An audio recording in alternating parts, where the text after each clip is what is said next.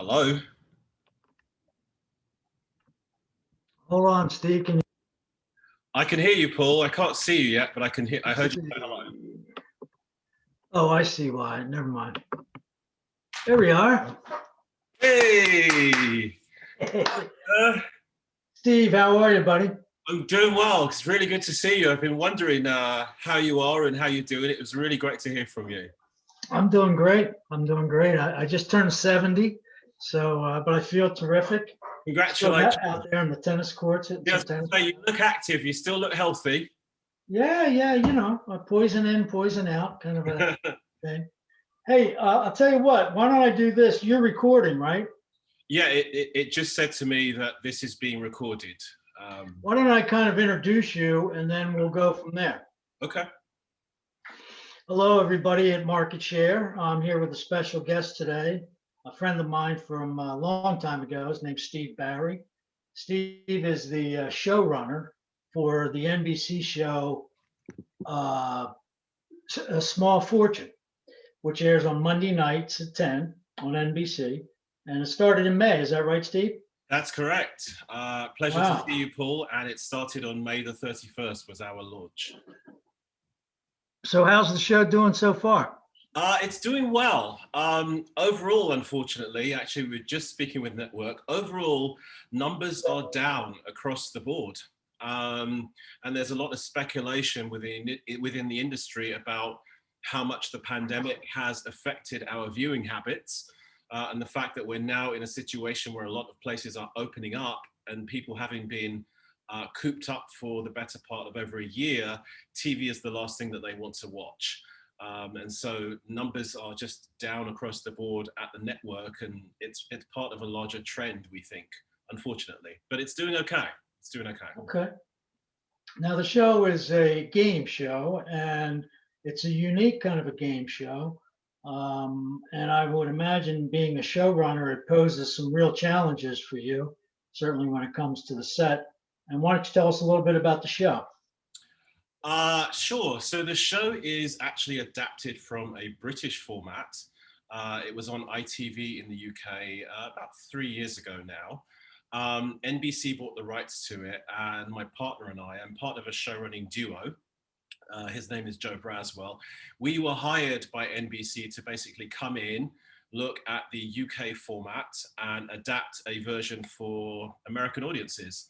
As you can tell, hopefully, from my somewhat wonky accent, I am British. I was born and raised in London, so I have a unique perspective on that. I still have very much a finger in British culture and what's happening in the industry. And then obviously I've worked within this country for close to 30 years now. And so we set about trying to figure out what games made sense in the UK that we could perhaps bring here, and what games we needed to amend. And then we developed some games from scratch, things that we thought would be appealing to the American audience.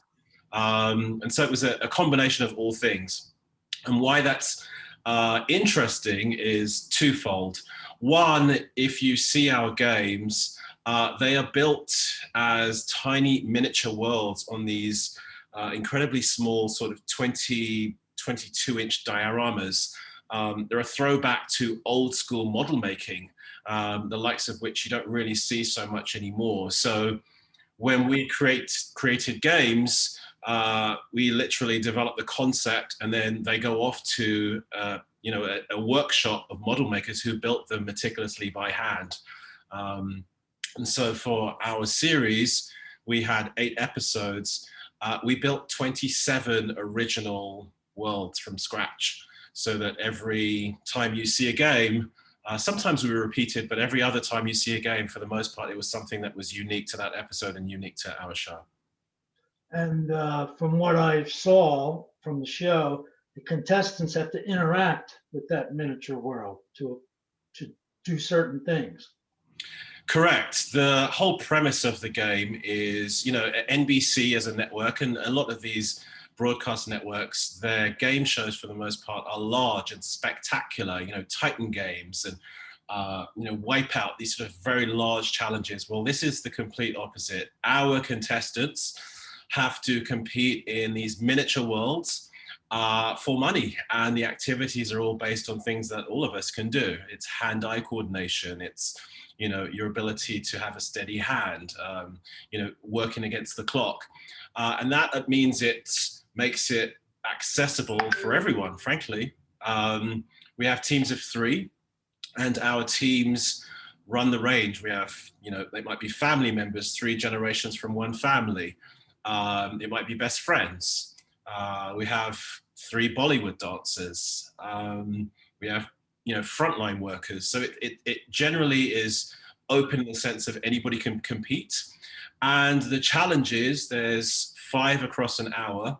Each one of them gets a little bit more difficult, and each one of them is worth an escalating money value. So the first game is worth 10,000, moves up to 25,000. The next game, 50,000, 100,000, and then they compete to try and steal all the money and win the prize.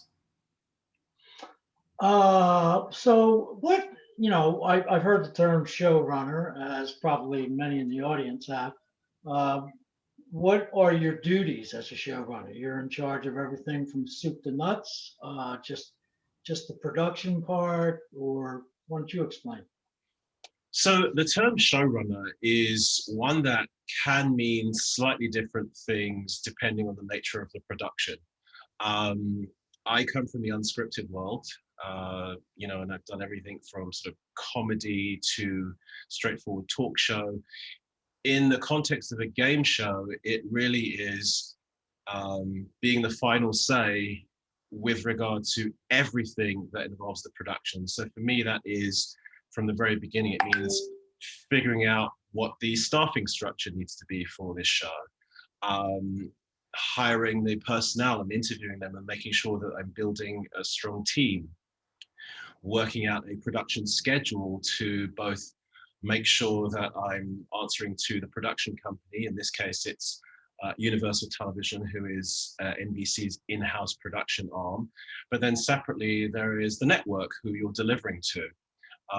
Obviously coordinating between both those factions, making sure everyone is pleased and is aware of every decision that is made. Developing the games, as we just talked about, what are the games? What do they look like? How do they work? What is the format for the actual show? How many blocks are there during the course of an hour? What happens in those blocks? What are the contingencies if things don't work as they're supposed to? So all of that we manage and supervise. The visual aspects of the show, what does it look like? What is the color palette? What do you anticipate the graphic treatment should look like? What is the audio design? Hiring the composer, coming up with original music to support, the various stages of the production.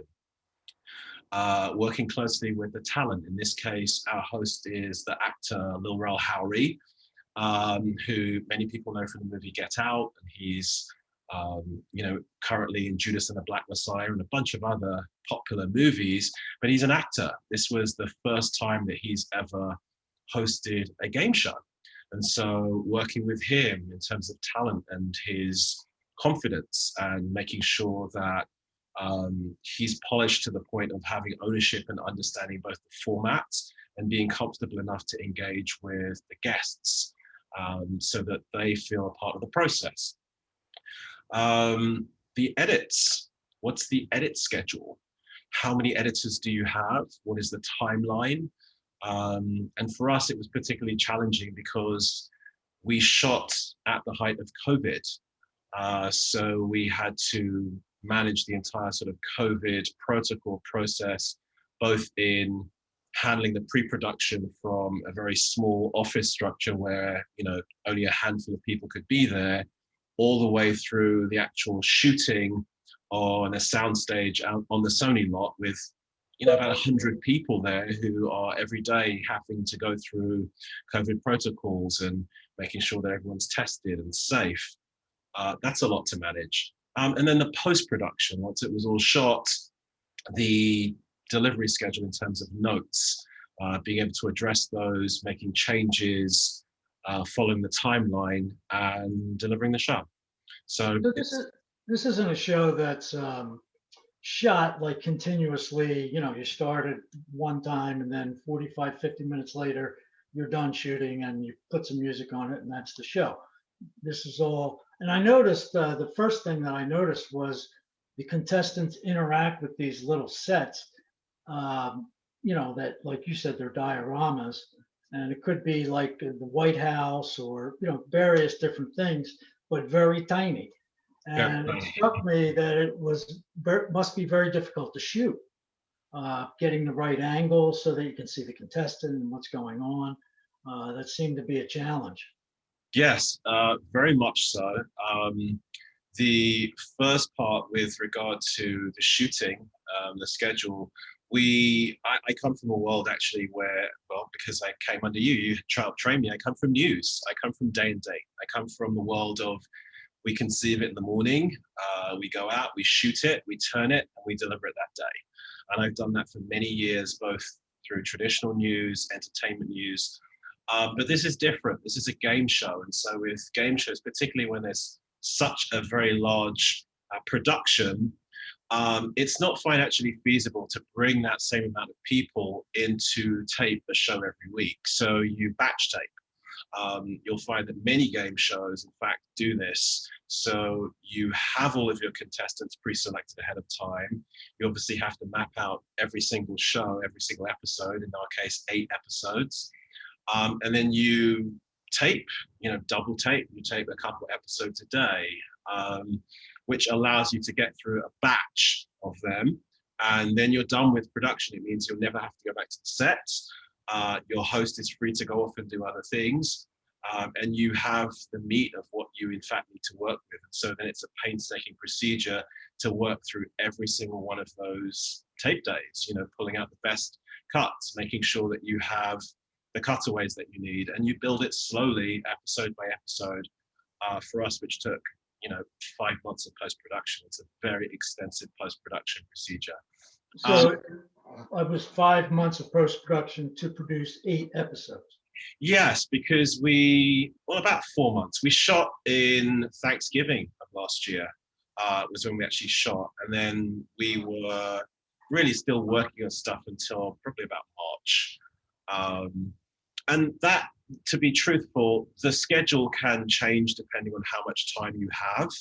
I think in this instance, it's a very complicated show, as you can probably see visually, there's a lot going on. And we wanted to make sure it was right. I think the network was happy to give us, maybe a little bit more time to dial that in. And it just takes a lot, because traditionally we may have been, as showrunners, in an edit facility that would allow us to pop from edit bay to edit bay, but that's not what happened here.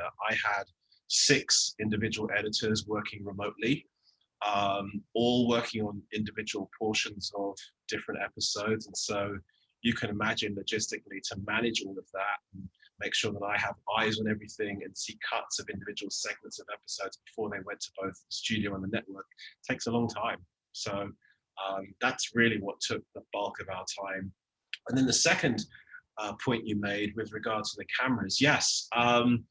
Listen, they're incredibly small world. So for us, it was very important to dial in both the direction, the kinds of cameras we used, and the lighting, because you want to see the close-ups of someone's hand as they're shaking to put something together, or blowing a marble, etc. So yeah, that took a little bit of time. So then you have all of this material, and then you go into, you probably have an open, you have certain things that are sort of canned from show to show. And maybe as you go along, if you go another 8 episodes, which you hope it will get better. You'll get better at it, because this is probably something shot in miniature. I don't recall ever seeing a show quite like this one.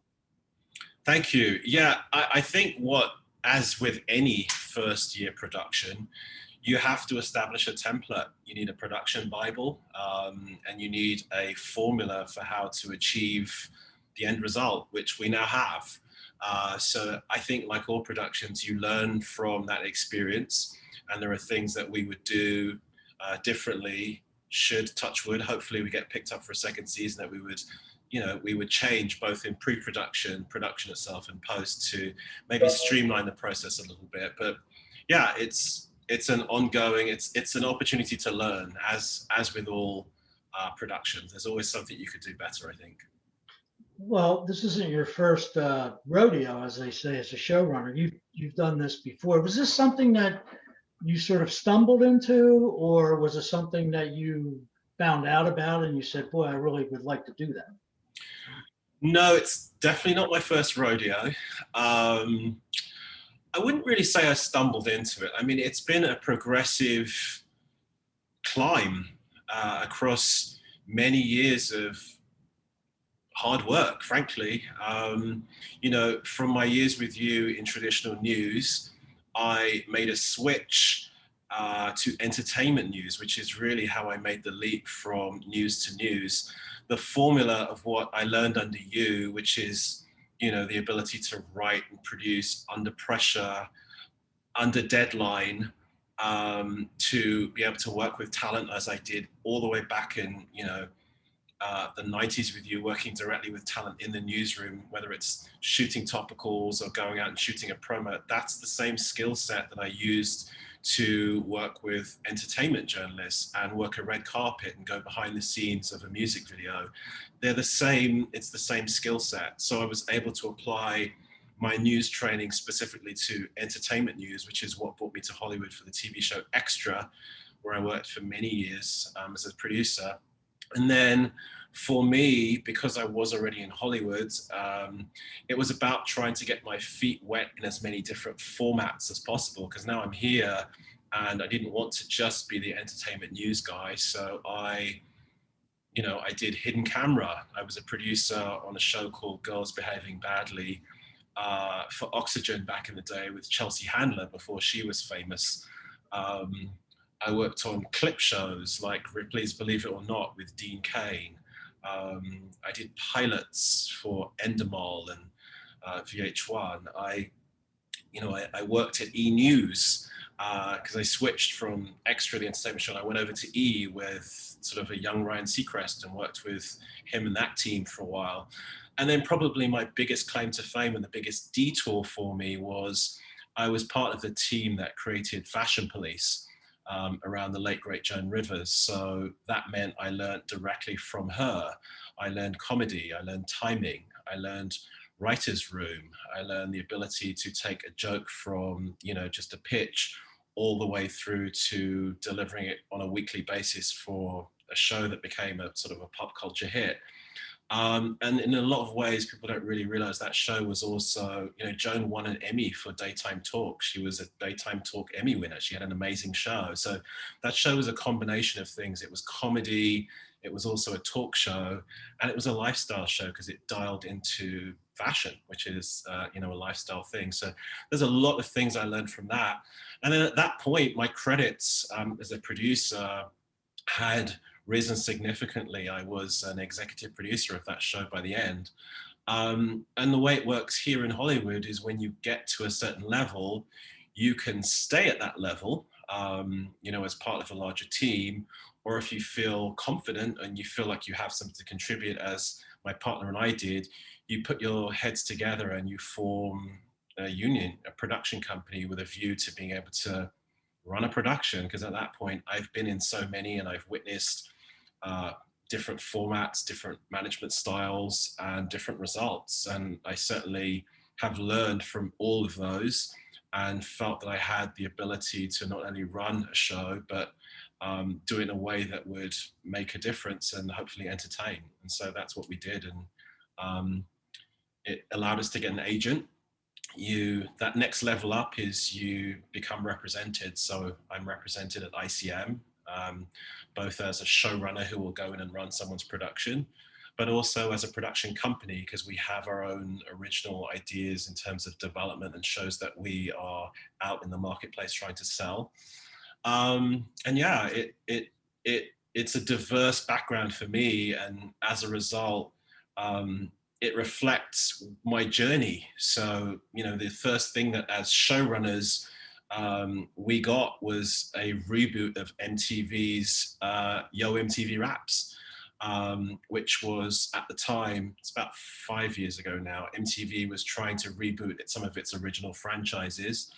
Um, Unfortunately, it was right at the time that they were rebooting another franchise called TRL, and it was a bit of a disaster for them in terms of PR and execution. And so after a year of working with MTV, going back and forth to New York, the show never made it to air. But I It's got a Hollywood.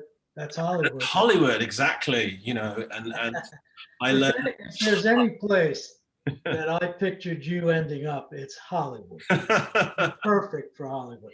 The only thing I worry about, and it doesn't appear to be, is that you would lose the genuine part of you that's so endearing to everybody, and no, it doesn't look like they've you know turned you into anybody who's wicked. Looks like you've made it.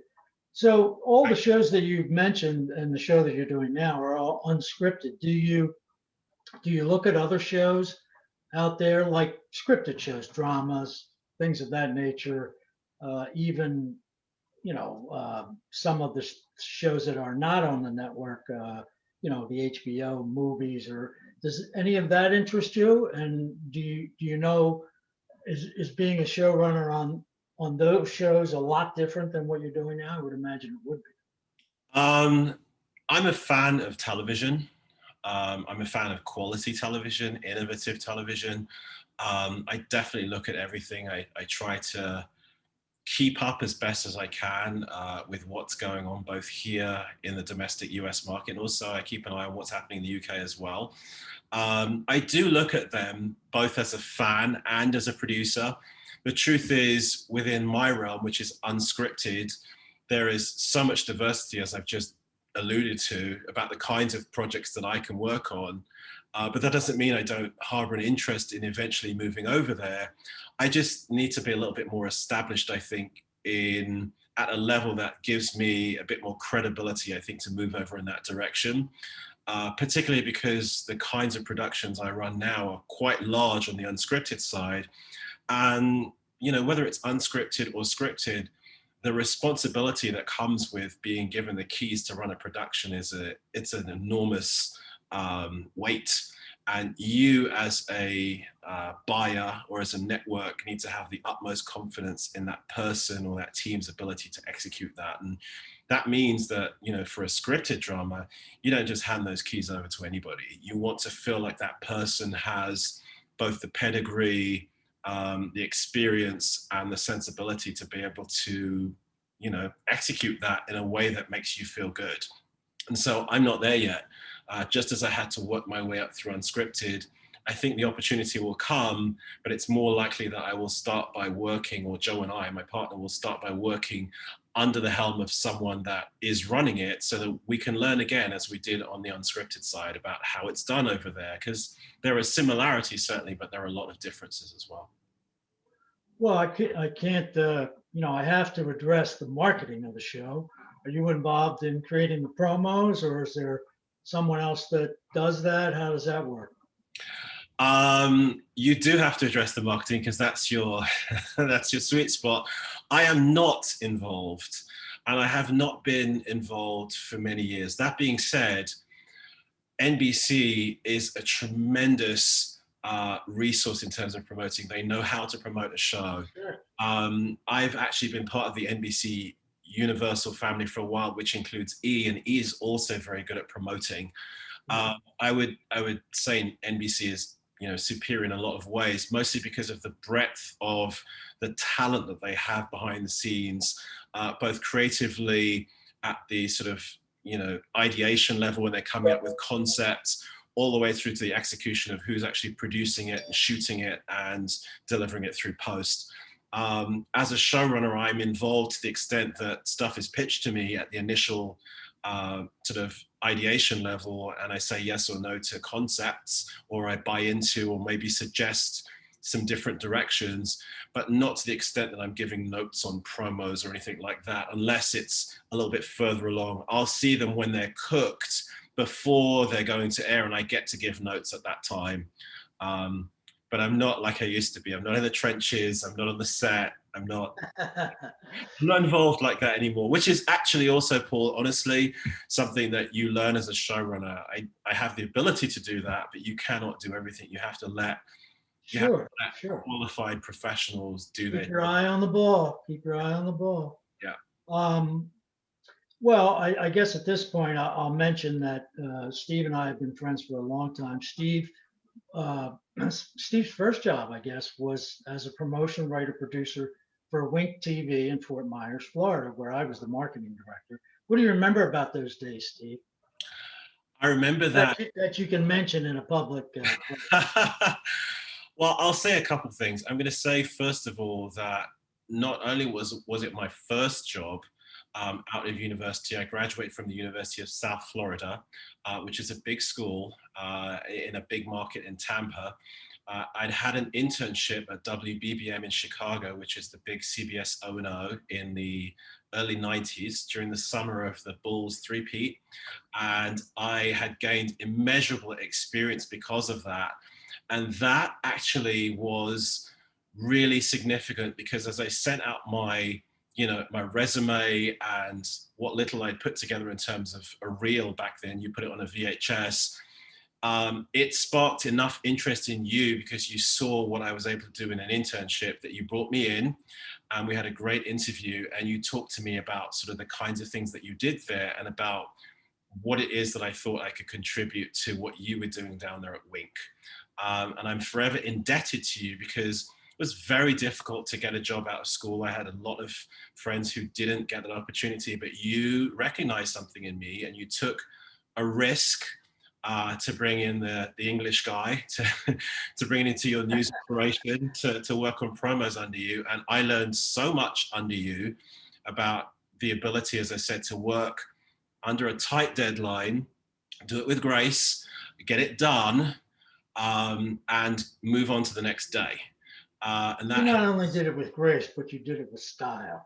And I, that means a lot, I'll, being able to gather support amongst your coworkers, not in a, forceful way, but just that they wanted to be around you. They wanted to work with you. It was fun. Like you said, grace and style means a lot. Ability, sure, but grace and style, there's a lot to be said for that. And you certainly had that. thank And you. after you left Wink, you continued in news. You went to Atlanta, worked for the Fox station there, I think, I right? did. I worked for WAGA, which was the former CBS affiliate that was scooped up in the Fox O&O suite and became a Fox big station in the early 90s under Rupert Murdoch.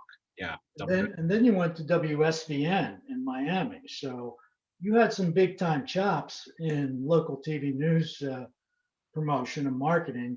Yes. And do you call on that? Was that a good bedrock for you in terms of what you do now? Not only do I call on it, Paul, I that's a muscle that I exercise. Like those no, I mean literally every show that there is a show open, and there generally is, whether it's Small Fortune right now, a show I did at BET called Man Cave for Steve Harvey that I did with 4 African American men. That was a weekly topical.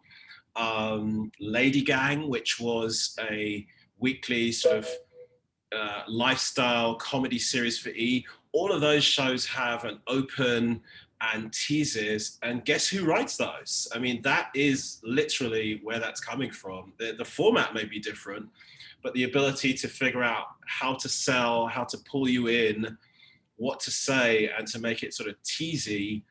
That's a muscle that I began to exercise under you at Wink TV, and a lot of what we think about as part of the success of Fashion Police was our ability to come up with quick, funny one-liners that grab your attention out the gate. A lot of that was my promo experience that allowed me to do that, but it was mixed with comedy, which is what made it even more sharp and penetrating. So yeah. And then after, I guess, Miami, you made the move to LA. How did that happen? I was actually found by the then showrunner out of LA. His name is Eugene Young, who was running Extra. Um, I'd I'd sent I'd sent promo stuff some time ago, actually. I think it was to Access Hollywood, perhaps, or something affiliated with that. And he had seen it and tracked me down. As you said, I was working for SVN at that time, which, if you know anything about their style, is a very, very aggressive, hard hitting, flashy, dynamic style, which is complete opposite from sort of, well, not the opposite, but Atlanta was a lot more traditional in its style. But I'd made that switch to SVN, and I think that there was some appeal to what we were doing in that Miami market that he recognized, and that was part of what he was looking for to be part of his team out here in Hollywood. And so, yeah, he called me up and asked me if I consider it and if I was interested and if I would like to come out and meet his team and have an interview. And you know, for a lad from London, getting that call, getting that call was a big deal. And it was an even bigger deal when I actually got to Hollywood. Not just because visually Los Angeles, California is quite beautiful and unlike anything I'd seen on the East Coast, but just the general sense of production out here. It's heavy, it's in the air, people are working. And so to be part of that was dynamic and exciting. And of course, I jumped at it when the opportunity was offered to me. So, yeah. And I guess, of course, the pandemic over the past couple of years, the industry, TV production, movie production was affected by the coronavirus. And now we're sort of coming out of it, but there seems to be kind of a backlash. I think I saw in the news that in California, I think you have to go back to a mask mandate. Yes. Because it's kind of resurging. Yes. So that's probably adding another challenge to you as you go forward. I think so. I mean, it's complicated. There are obviously issues with regard to mask wearing that affect all of us, not just people in production. Things had started to pick back up in a quite healthy way with regard to production out here. It just means, as I said, as we did Small Fortune, it means a heavier reliance on protocols and being strict about following those. For those of us who are vaccinated and see the merits of that, I think this is, hopefully something that we will get through again and we will continue to build. The only question remains, how long are we going to go back to masks? Since as of right now, wearing masks indoors here in Los Angeles County is now mandatory. We're back to that. And so that would mean that your contestants, or would you separate them distance-wise, or you probably haven't dealt with that yet? Yeah, so since we don't have any official word on next season, that's not an issue as yet. However, while we were in pandemic, that whole process had to be managed very carefully. Contestants are traveling from all different parts of the country. And there's quarantine issues. You want to make sure everyone's tested. Sure. By the end of production, I was being tested twice a day because I'm interacting with so many people. Yeah. And same for contestants. You would need to make sure that they're safe, but also kept in a specific area where they don't have access to other people. And yeah, it's management on a whole other level. What I will say is, again, credit to NBC Universal. Their management or assistance in helping us manage the production was top notch. The testing, the facilities, the way it was done, the delivery of news was incredible. And so we would just lean on that again. Production will go forward. It's just the pacing is going to slow down. Right. Since most of the audience that will either be watching this or reading it, are folks in the local TV news promotion business, local TV marketing. And I want to draw a parallel sort of between what they do in a very short format, 30 seconds or so, a minute maybe, to what you're doing. Some of the same components are there: scripting, set, design, shooting, editing, music scoring, and then wrapping it all together to a finished product. That must be pretty satisfying for you when it's all done. Like, a promotion person gets satisfaction when it's all done and it comes out as good as you thought it would, or even better. Is there one element of that you really like more than any other, or is it the whole thing wrapped up? I think it's the whole thing, to be honest with you. When I think back to my early days in terms of promotion, you spend a long time on that script. You spend an inordinate amount of time on what that script is because you learn that there is an economy of words and you only have so much time to make an impact. And that teaches you to be able to write with a punch or write with real specific determination behind that. And then when I think about the fun part was obviously always shooting it because you shoot more than you need and you hopefully bring that together in the bay.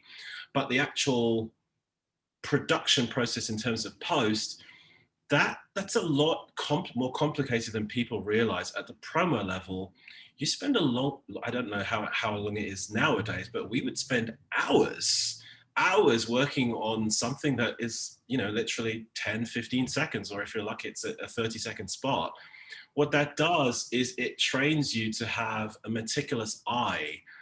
Even now, I catch flash frames of things. I hear things in terms of audio at a speed that people around me, editors know it, but everyone else is like, how did you hear that? I know it's because of my promo background, literally. And I'm saying that to say, I think it's important to know that when you're working on a promo like that, SVN, we used to work on a 30-second promo for 6 hours in an edit bay, 7 hours on one 30-second spot. I think that's incredible training. And the more you do that, the more you establish a rhythm about your ability to be able to execute like that. And I think it's just something that you shouldn't take for granted. It's a skill that has a lot of potential to service you in other ways within the industry. Yeah.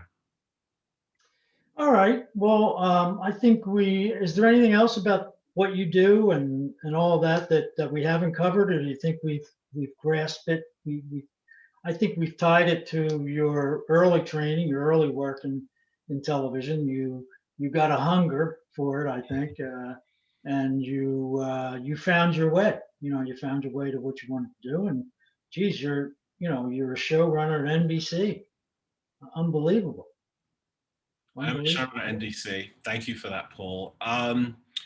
What I would say is I would like to offer encouragement to my people of color, to my women who may not necessarily have had the opportunities that they've deserved, either because of the way that the newsroom or the organization or the production they've been has been established, and maybe the gatekeeper wasn't necessarily open, shall we say, to their ability to maybe do the job that someone else can do.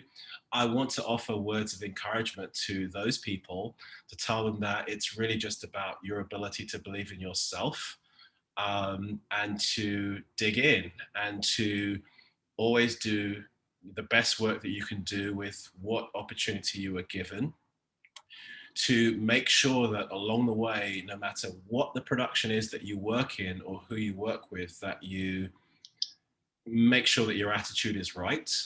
Even when you are in a situation where you don't like the people that you work with and you don't like the conditions, figure out a way to make that something that, unless it's, obviously heinous, that only you know, and don't use that as a means to further your own agenda. In other words, what I'm saying is it's about relationships, because those relationships along the way will take you to places that you don't even know, because someone worked with you on something and you did a great job and you made a connection, and it will come back in a karmic way down the road. And that's how you build. And yeah, I think those opportunities are becoming more common as people like myself rise to the level of being able to run productions, and hopefully on the network and on the buying side, it becomes a little bit more diverse in terms of women in positions and minorities and our LGBT brothers. But it's a push. And I think we lead by example and representation. And yeah, I want to encourage those folks that it's a playing field. There's room at the table for all of us, all of us. Well said, Mr. Barry. Well said. Thank Well, you. why don't you go ahead and stop the recording, and then if we can still hang in here, we'll just chat about Okay. some of the things